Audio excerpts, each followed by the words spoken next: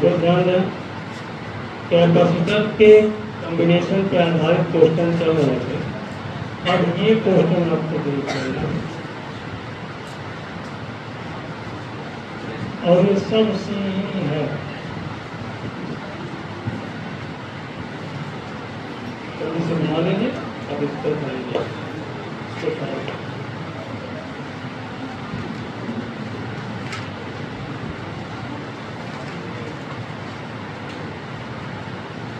इसको बना लें।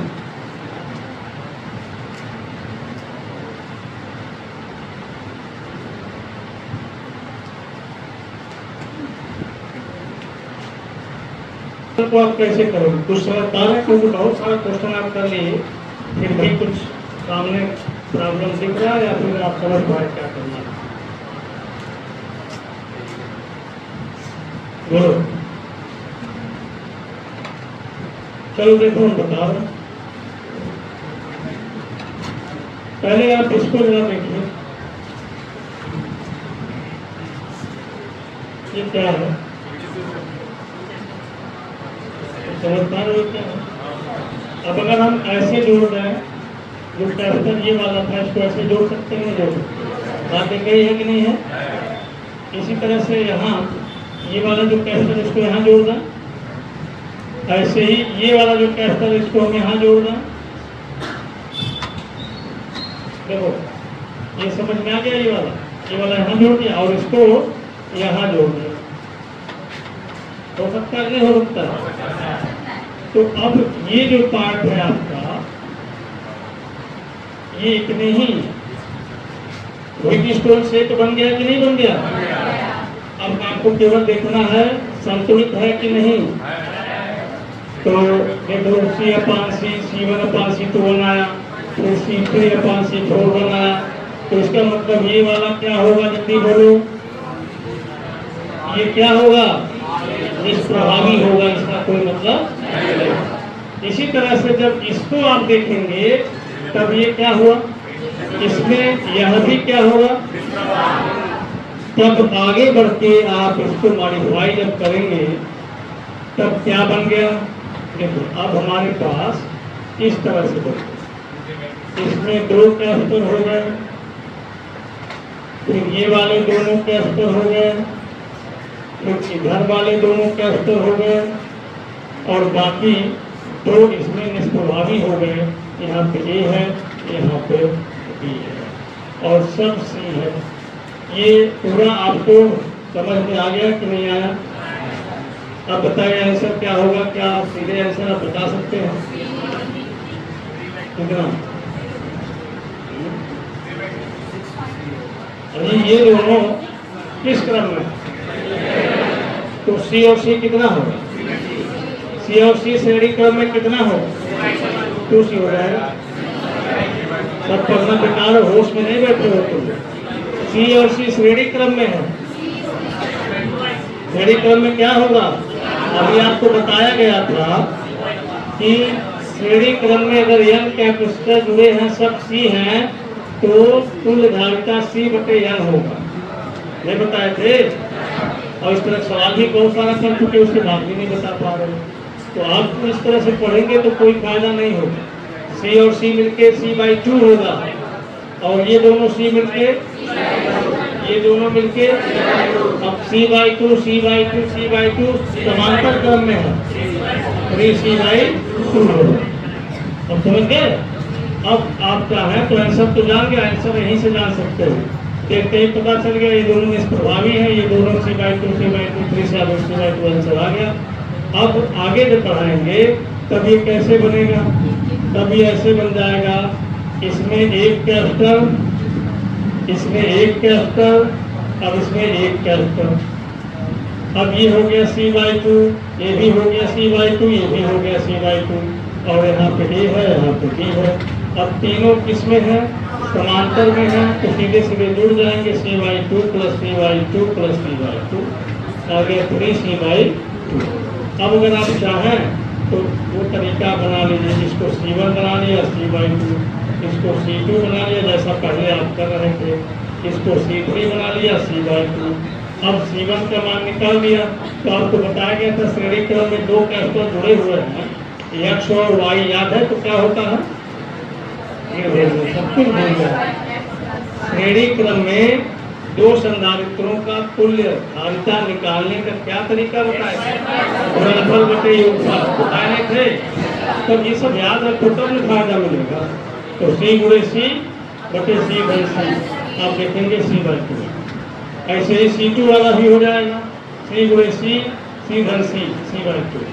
C3 वाला सी गुणे सी और सी धन सी, ये भी आएगा सी बाई टू। इस तरह से C1 C2 C3 तीनों सी बाई टू है। अब समांतर मिल गया, ऐसे दो कंप्लीट हो गया। चलिए तो हम इसको बताएं, उतार लिए ना, ये वाला उतार लिए।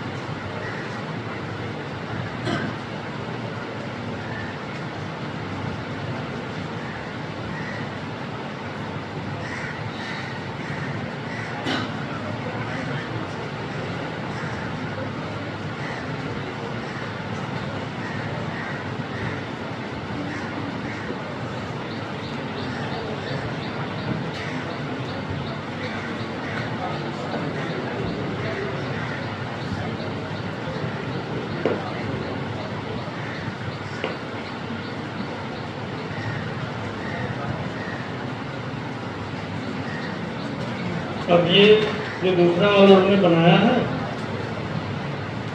इसका आंसर क्या हो? 5/2। सब लोग समझ पाए इसको? ठीक, तो बना लीजिए भी। और कोई कंफ्यूजन हो कहीं से भी तो पूछ लीजिए।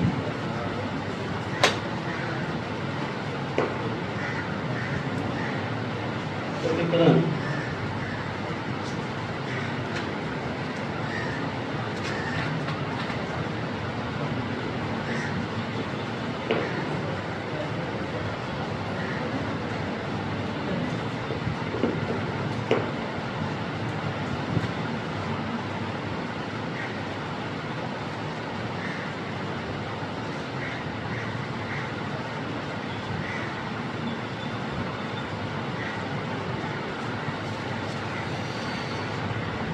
थोड़ा सा और हम लोग आगे बढ़ेंगे। चलिए लिखिए,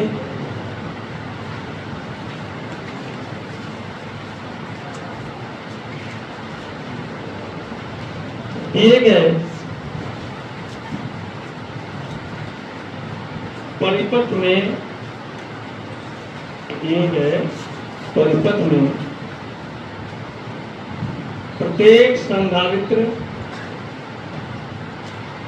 पर संचित आवेश, प्रत्येक संधारित्र पर संचित आवेश तथा उनके प्लेटों के बीच विभवांतर ज्ञात कीजिए, तथा उनके प्लेटों के बीच विभवांतर ज्ञात कीजिए।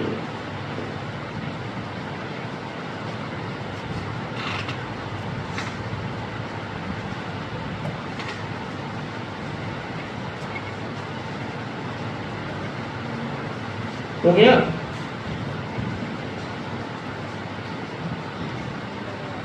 देखिए इस तरह से हमने बना दिया।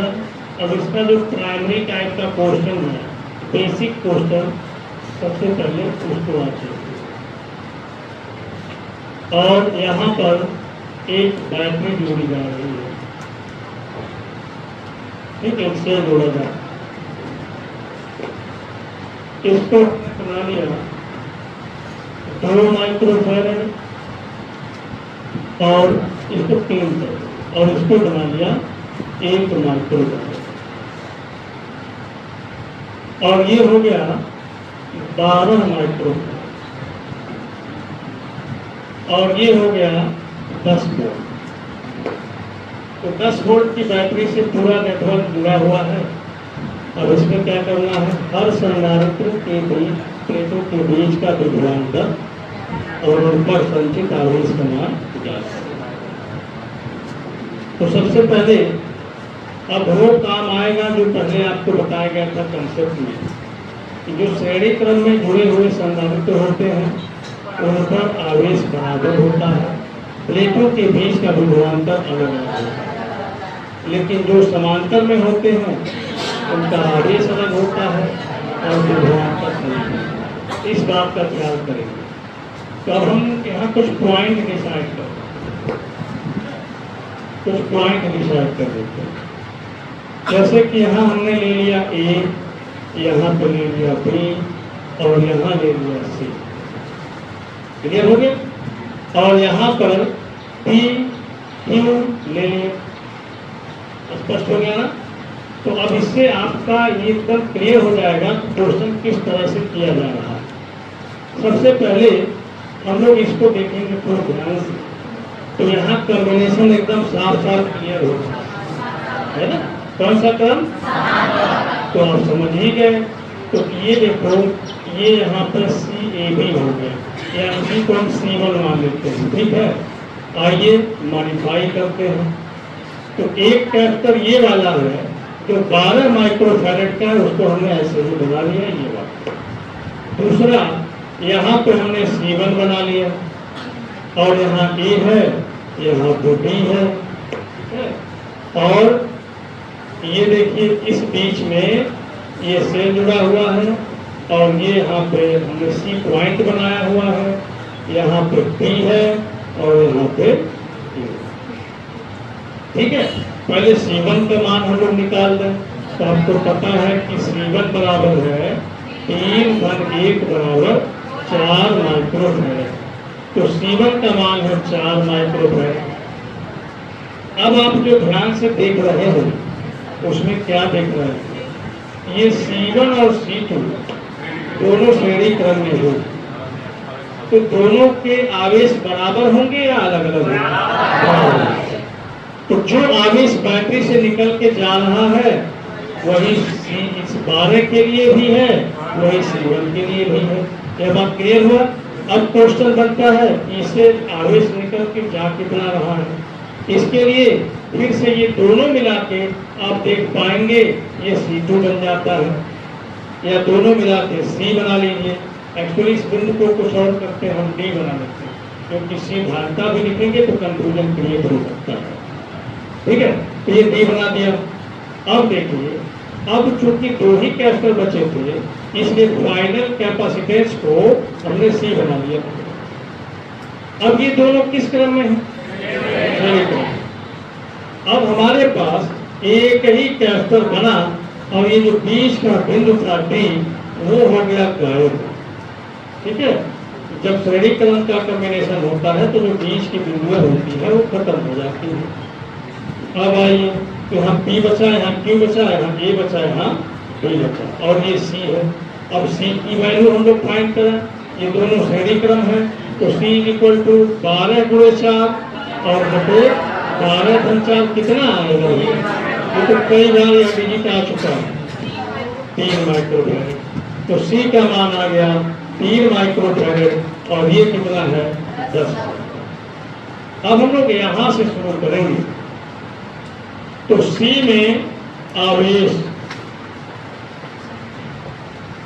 ठीक है, आवेश का फार्मूला ही आपको पता है, आपको बताया गया था सीधे सीधे Q बराबर क्या होता है? C में, याद है ना?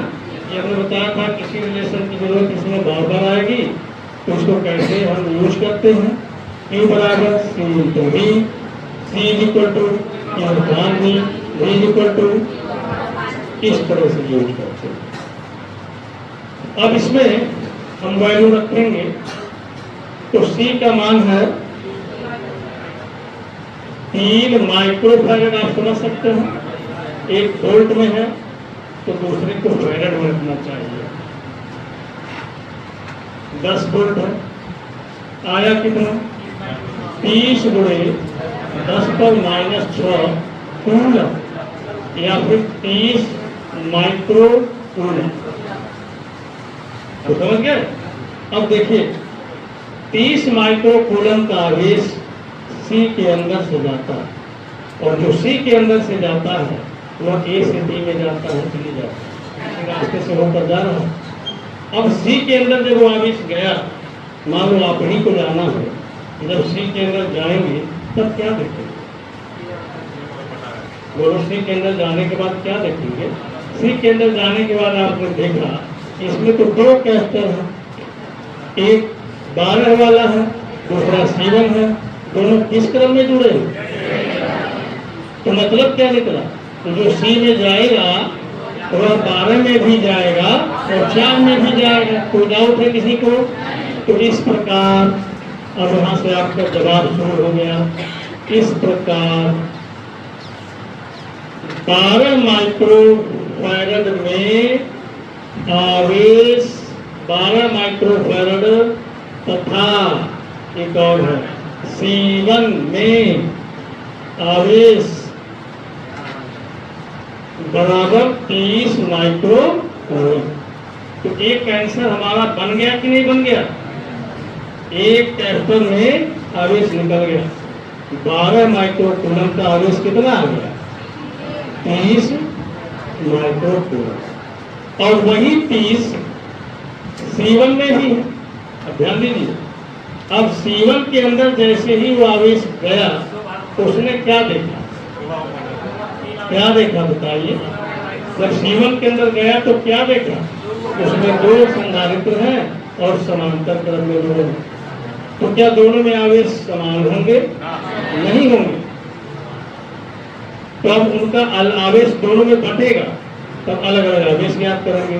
लेकिन उसके पहले विभव भी निकालना था, इसका विभव निकाल लिया जाए। तो 12 माइक्रो कूलम का विभव, 12 माइक्रो फैरड का विभवांतर, ये भी निकाल दिया जाए।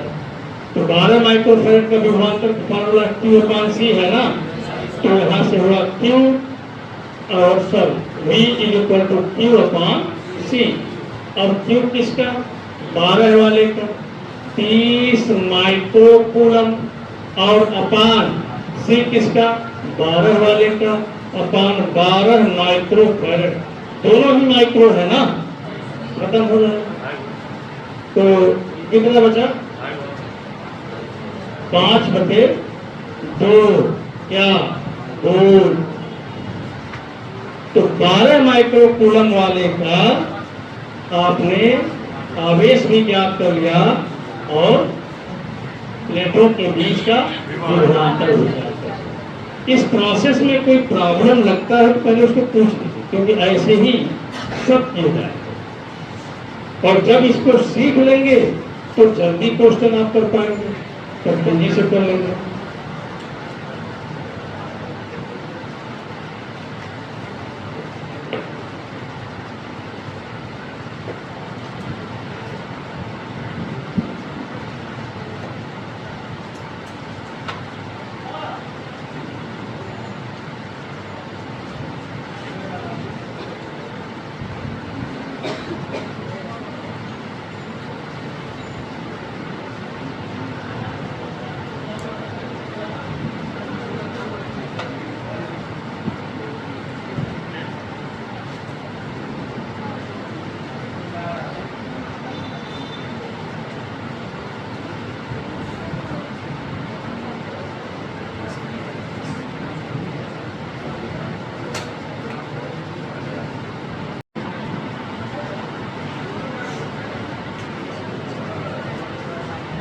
देखो, थ्योरी और समांतर का फर्क समझो।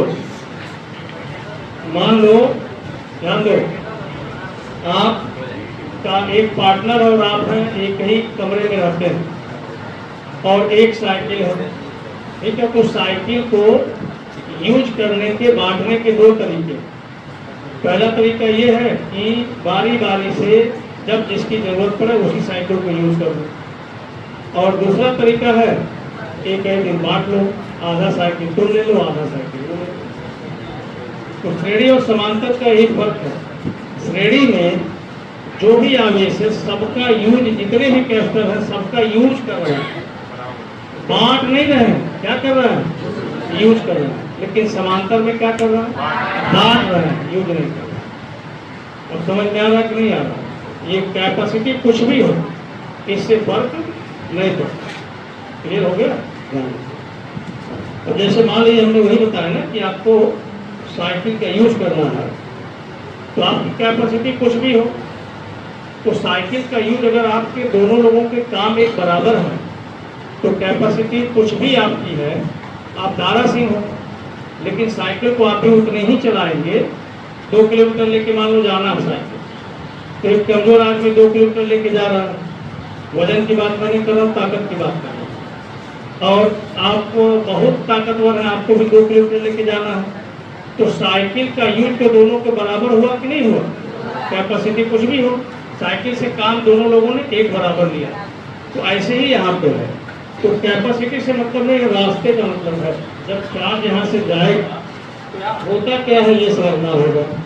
जैसे यहाँ पर 10 वोल्ट, मतलब यहाँ मान लो 5 माइक्रो करंट का चार्ज जा रहे बात होते हैं, या 30 वाला जा रहा है, तो 30 वाला कैसे जा रहा है? देखो, इसका यह वाला प्लेट प्लस 30 होगा कि नहीं होगा, और ये वाला, तब ये वाला प्लस 30, तब ये वाला, ऐसे होगा। अब समझ में आ गया? और यही से एक कैपेसिटर दूसरा अगर जोड़ दीजिए तब वो चार्ज इधर भी कुछ आएगा कि नहीं आएगा। और अभी तो नहीं जाना, तो अभी तो चार्ज बस इसी पे जाने वाला है, इसलिए इस पे जितने भी कैपेसिटर होंगे सबसे पास आउट होगा। क्लियर हो गया? आगे बढ़ते हैं। अभी ये क्वेश्चन कंप्लीट नहीं हुआ है। अब हमने बताया कि हम लोगों ने पोटेंशियल डिफरेंस निकाल दिया। अब देखते हैं इस C1 का पोटेंशियल डिफरेंस निकालते हैं। क्लियर हो गया? किसका पोटेंशियल डिफरेंस निकालना है? C1। और C1 का मतलब हमें निकालना है VTB। देखिए C1 का मतलब इन दोनों बिंदुओं के बीच का पोटेंशियल ही इन दोनों कैपेसिटर का होगा कि नहीं होगा? तो वो निकाले, इसका मतलब क्या हुआ? आगे आता है 3 माइक्रोफैरड व 1 माइक्रोफैरड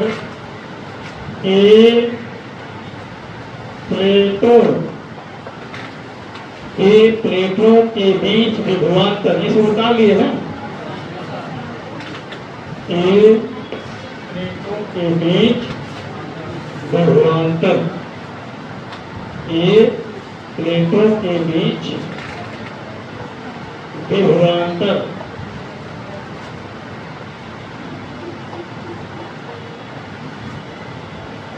बराबर, ठीक है, ये 15/2 वोल्ट। इन दोनों का भी विभवांतर निकल गया। अब दोनों का चार्ज निकाल दीजिए, बस यही करना है। तो 3 माइक्रोफैरड पर आवेश या में संचित आवेश ऐसे मिल सकते हैं।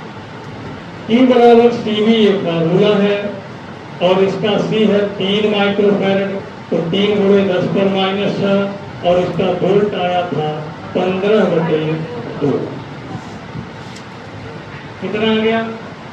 45/2, ठीक है, × 10⁻⁶ कूलम, और ये आ गया 45/2 माइक्रोकूलम। ठीक है। अब कौन बचा? 1 माइक्रोफैरड पर आवेश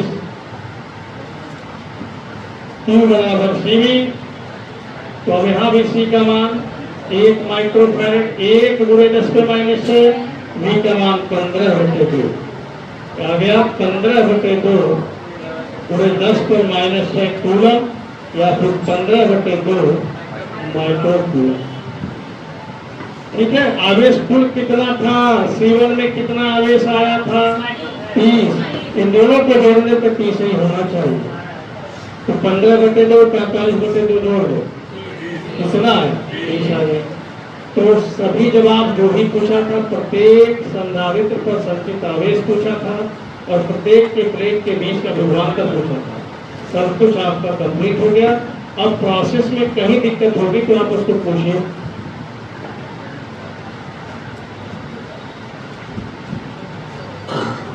जल्दी करें तो उसके बाद अगला एक क्वेश्चन और कराना।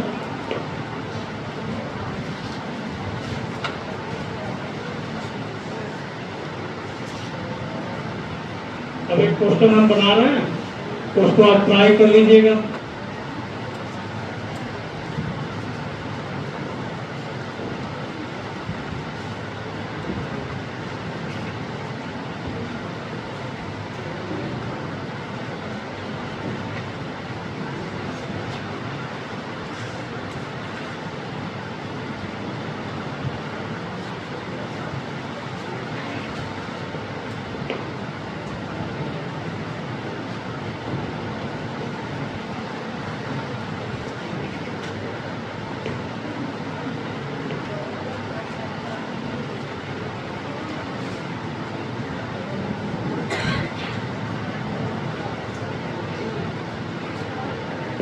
हो गया भाई।